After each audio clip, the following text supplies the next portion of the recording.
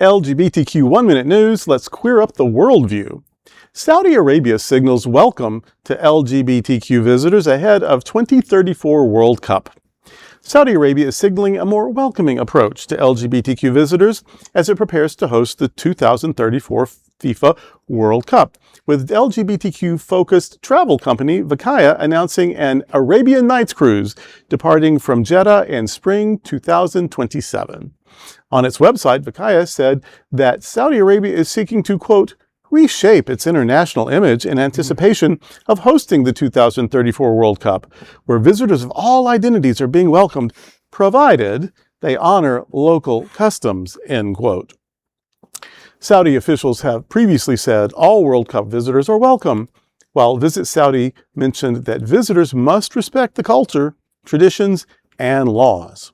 However, homosexuality remains criminalized, and Amnesty International says openly supporting LGBTQ rights in Saudi Arabia can still lead to imprisonment. Probably not going to respect that law. Probably not going to respect that bit of culture. And it's just nakedly opportunistic and capitalistic to say, oh, up until now, you could be killed for this, but for this one athletic thing that's going to bring zillions of dollars into our economy, it's all right. Please come. Don't hold your lover's hand. Women don't walk around in pants. Cover your face with some sort of scarf or whatever. And that is the culture. And one should respect that. But when to slip and not, and forget yourself could cost you your freedom and or your life. I'm with my man 26 years. My hand just reaches for his automatically. I would hate to think that I could, spend time in prison for that. So, don't piss on my boot and tell me it's rain. You're welcome. No, you're not welcome. You are allowed to come into our closet and give us your money. Well, we've had that same deal with every political party and every religion we've ever been exposed to in any country ever. So, no thanks. First, I just want to know who the person that works for Vakaya that's choosing the itinerary is and how long they're going to be in their job. Because in the past week, we've seen gay or LGBTQ cruise ships turned away from port. Yes. So announcing this is really questionable. And I know Vakaya does a lot of good business for our community and has donated to a lot of events that I've been part of. So I appreciate them. But this is just really confusing that you're going to be doing a cruise in this area. And as I say, on regular occasion, there are some places that I'll just see on the internet.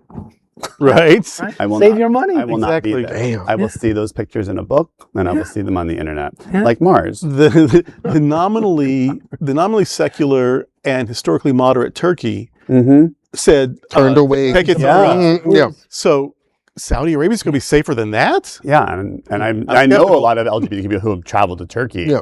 Me? Exactly. Yeah. And so, yeah, but this And had a is great very time. questionable. I have so many concerns about this because, for one, I'm a soccer fan and I love seeing different countries host the sport.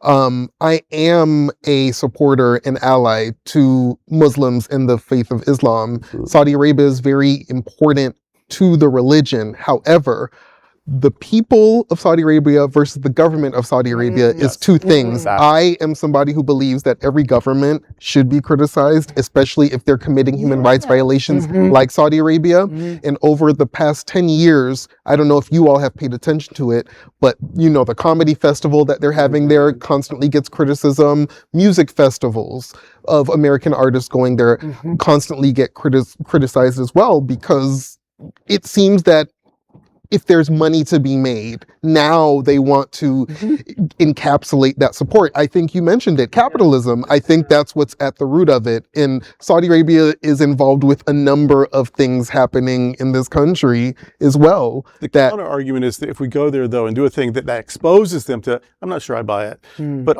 and to your point about governments, yes, no government is above criticism. Also, no religion. Thank you. Because religions are neutral. Religions want good things. Religion wants you to love your neighbor and be generous, and that's what religion does on paper.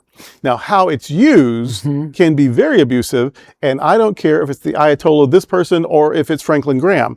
If you're weaponizing religion, that gets to be called out. Thank you. Absolutely. Thank you. Boo sports ball. And finally, a profound statement. And that is an LGBTQ 1-minute news story. There's no other queer nonprofit media platform like this in the entire world. Support our LGBTQ stories by sharing them and subscribing to Queer News Tonight.